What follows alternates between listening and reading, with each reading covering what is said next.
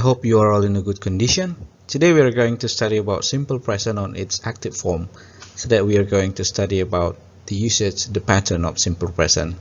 Semoga semuanya dalam keadaan sehat hari ini. Kita akan membahas tentang simple present dalam bentuk aktifnya. Jadi kita akan membahas masalah bentuk ataupun kegunaan dari simple present. We use the simple present in order to express the idea about repeated action. Kita menggunakan simple present untuk mengekspresikan ide kita, yaitu tentang kegiatan yang berulang. Usual action, kebiasaan yang selalu dilakukan. Habit, ini juga tentang kebiasaan. A hobby, tentang hobi. Schedule event, kegiatan yang terjadwal. Something that often happens, sesuatu yang sering sekali terjadi. Daily event, hal yang selalu terjadi setiap hari. Jadi ini adalah beberapa ide yang diekspresikan atau yang diungkapkan melalui simple present tense.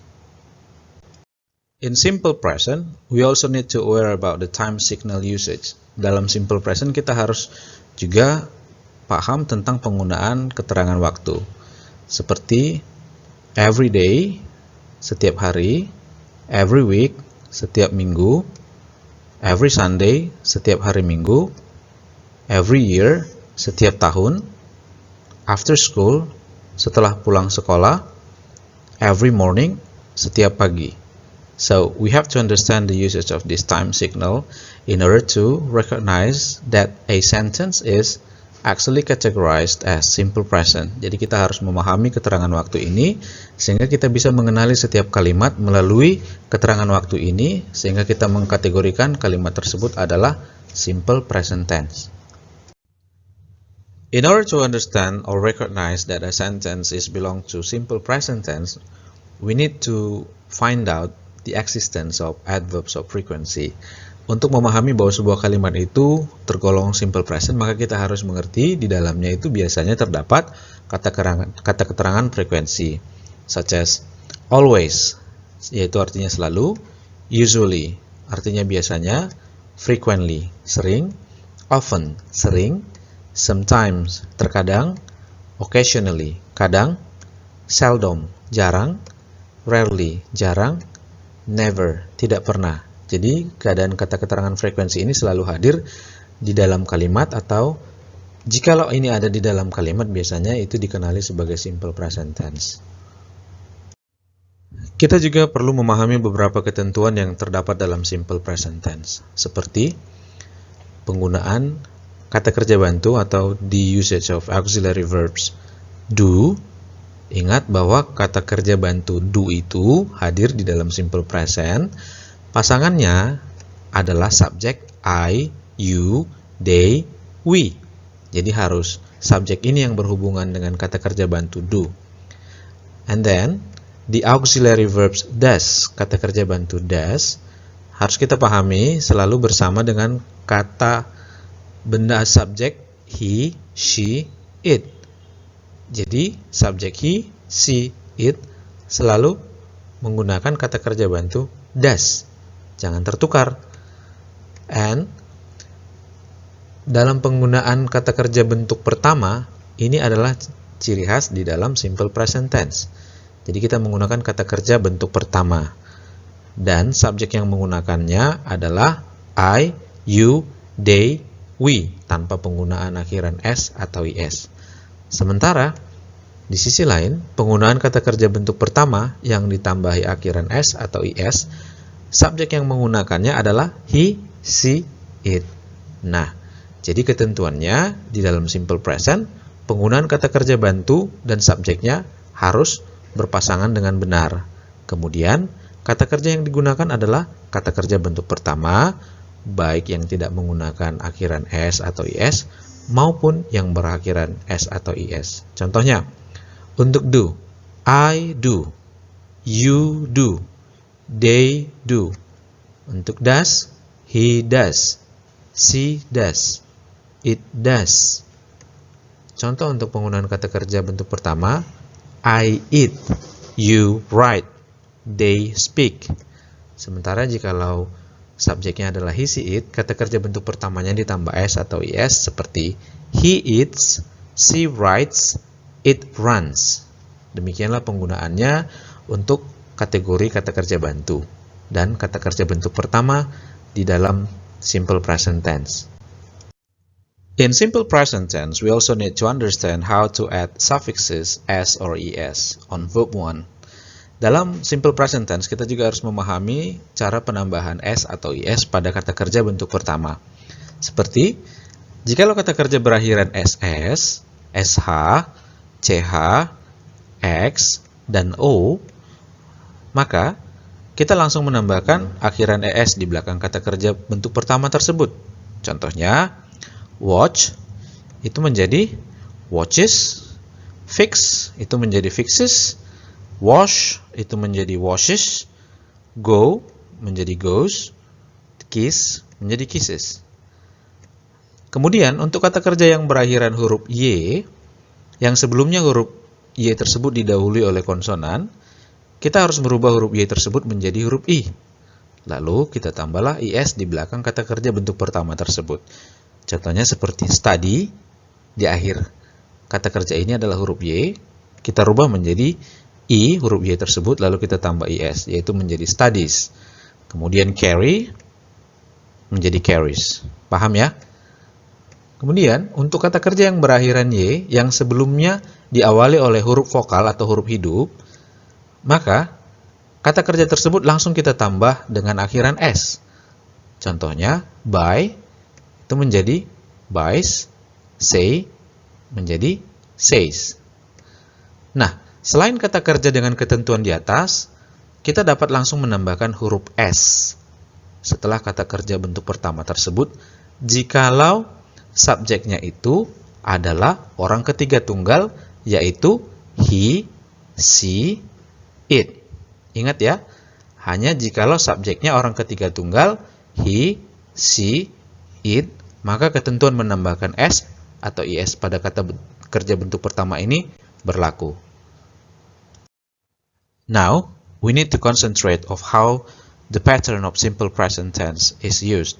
Sekarang kita harus konsentrasi bagaimana bentuk ataupun rumusan kalimat dalam simple present tense. Ketentuannya adalah di dalam kalimat positif, we need to put subject first, and then verb 1, we could add suffixes s or es on this verb 1 if the subject is he, she, or it. And then we need to put object after the verb, and then we can put adverb after the object. Jadi penggunaan subjek ditambah kata kerja bentuk pertama bisa berakhiran s atau is jikalau subjeknya he, she, it. Setelah itu ditambah objek, lalu kemudian ditambah kata keterangan. Ini boleh ada, boleh tidak. The second one is about the negative form. Jadi kemudian yang kedua adalah bentuk negatif dari simple present. Kita meletakkan subjek sebagai bentuk pertamanya, lalu kita tambahkan do atau does. Kemudian kata not, kita tadi sudah ingat bahwa yang memakai do subjeknya apa-apa saja, dan does subjek yang mana yang menggunakannya. Kemudian setelah itu kita tambahkan kata kerja bentuk pertama tanpa akhiran s or es. So without suffixes s or es on this case, because we have put does if the subject is he, she, it, or do as the auxiliary verb. Lalu kemudian kita bisa meletakkan objek setelah kata kerja ini, dan tambahannya bisa menggunakan kata keterangan atau adverb, atau bisa juga tidak menggunakan kata keterangan, jadi optional. The third form is about interrogative atau bentuk tanya. Patternnya adalah do or does at the very first place. Jadi do dan does itu di posisi pertama. Kemudian we put subject after that. Kita meletakkan subject. Kemudian verb 1 tetap tanpa s atau is. Kemudian kita menggunakan objek ataupun adverb keterangan. Dan jangan lupa kita meletakkan tanda tanya. Demikianlah pattern ataupun rumusan untuk membentuk kalimat dalam simple present. Now let's take a look on the exercise of how to form positive sentence in simple present. Sekarang kita perhatikan bagaimana latihan cara membuat kalimat positif dalam simple present. Remember, the pattern is subject plus verb 1 plus object plus adverb. The adverb is optional. My brother usually play football on Sunday. So this is the verb in bracket, play. Let us see how to form the simple positive. My brother is the subject. Usually, there is the adverb of frequency. Plays. So this is the verb plus suffix s. Plays. Football is the object. On Sunday is the adverb of time. Jadi dalam kalimat my brother usually play football on Sunday. Kakak saya atau abang saya biasanya bermain sepak bola pada setiap hari Minggu. Jadi my brother itu subjeknya usually adalah kata keterangan frekuensi, plays, kata kerjanya play. Lihat, berakhiran y diawali oleh huruf hidup, maka langsung ditambah s. Football adalah objeknya, sepak bola. On Sunday adalah keterangan waktunya. The second one, I study French. I subject, study adalah kata kerja, the verb, French is the object. Bahasa Prancis adalah objeknya. Now, the positive sentence of this. I study French. Jadi tidak ada perubahan kata kerja ini dikarenakan dia bukan orang ketiga tunggal he, she, it. Dia tetap memakai kata kerja pertama bentuk murni tanpa akhiran s or es. Paham ya? Now the third one. We eat hamburgers. Subjeknya yang mana? Ya, we. Kata kerjanya eat di dalam kurung, hamburgers itu objeknya. Maka ketika kita rubah menjadi kalimat positive simple present, we eat hamburgers. Jadi kata kerjanya tidak berubah karena we. Jadi tadi sudah ada ketentuan yang berakhiran memakai s itu adalah he, she, it. Jadi I, you, they, we tidak menggunakan kata kerja yang berakhiran s atau is dalam bentuk pertamanya. The fourth, my friends listen to jazz. Kita rubah menjadi my friends listen to jazz. Oke, dalam hal ini kenapa kata kerja listen tidak menggunakan s dan is juga? Dikarenakan subjeknya my friends, ada s di belakangnya, lebih dari satu. Ini sama dengan they. Jadi, they listen to jazz. Demikian. The last one. My mom often watch classical movie on weekend. Mama saya sering menonton film klasik di akhir pekan. Kita rubah menjadi kalimat positive simple present. Subjeknya yang mana? My mom. Subjeknya my mom. Often adalah keterangan frekuensi. Watches itu adalah kata kerja ditambah s dan is karena apa? Karena akhiran ch dalam kata kerja ini dan subjeknya adalah orang ketiga tunggal she. Watches. Classical movie is the object. Classical movie adalah objeknya. On weekend adalah adverb of time. Keterangan waktunya adalah akhir pekan. Paham ya? Now we go into the exercise of how to form negative sentence on simple present. Sekarang kita berlanjut ke latihan cara membuat kalimat negatif dalam simple present. Ingat, rumusnya adalah subject, do, or does, plus not, verb 1 without s or es, plus object, plus adverb. I eat pizza. Subjeknya adalah I. Karena dia I, pasangannya adalah do. Maka kita memakai do, lalu ditambah not. After that, we put verb 1 without s or es. Eat, and pizza as the object. Second one. My brother studies German. Kemudian kita rubah menjadi kalimat negatif. My brother does. My brother itu sama dengan he. Maka he memakai does. And plus not. Kalau kita singkat, abbreviated, itu menjadi doesn't. Study. Nah, kata kerja di sini studies ada s, is, maka kita kembali ke bentuk verb 1 yang awal, study, tanpa ada penambahan s or es. Lalu kemudian kita lanjutkan menuliskan Jerman, German, as the object. Kemudian, we play games. Kita rubah menjadi kalimat negatif. It becomes we as the subject don't play games.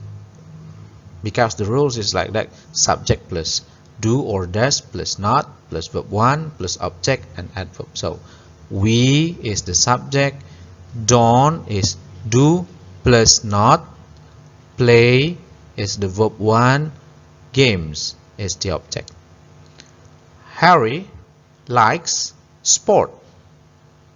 Kita lihat di sini kata kerjanya adalah likes, ada s di belakangnya. Harry menyukai olahraga. Kita rubah menjadi negatif. Harry is the subject, doesn't like sport. Nah, di sini s-nya hilang. Like adalah bentuk awal dari kata kerja, bentuk pertama. Root namanya ya, kata kerja bentuk pertama, main verb. They drink water. Kita rubah menjadi negatif. They, pasangannya do plus not, don't. Drink, tetap bentuk pertama tanpa s or es. Water. They don't drink water. Ini adalah bentuk negatif dari kalimat simple present. Nah, sekarang kita ke latihan cara membuat kalimat tanya dalam simple present. Ingat, yang pertama kita letakkan di awal kalimat adalah kata kerja bantu, auxiliary verbs, do or does, plus subject, plus verb 1 without s or es, tanpa s atau is, plus object or adverb, adverbnya ini opsional ya, plus question mark. Jangan lupa, jikalau tanpa tanda tanya itu bukan kalimat tanya namanya ya. I eat pizza. Itu menjadi do I eat pizza? Tanda tanyanya kita letakkan kemudian. Do adalah kata kerja bantu yang sepadan untuk subjek I. My brother studies German. Kalimat tanyanya adalah does, karena my brother adalah he, maka kata kerja bantunya pasangannya adalah does. Does my brother study German? Jangan lupa meletakkan tanda tanya di akhir kalimat. We play computer games. Kemudian kalimat tanyanya menjadi do we play computer games? Do we play computer games? Kemudian yang keempat, Harry likes sport. Jikalau dalam bentuk tanya, dia menjadi does Harry like sport? Baik, yang terakhir, they drink water. Jikalau dalam bentuk tanya, maka menjadi do they drink water? Demikianlah untuk cara pembentukan kalimat tanya dalam simple present. That is all for now about discussion on simple present tense. I hope you practice yourself more. Jadi demikian untuk pembahasan tentang simple present. Saya harap kamu bisa berlatih lebih lagi untuk memahaminya. Thank you. Keep moving forward.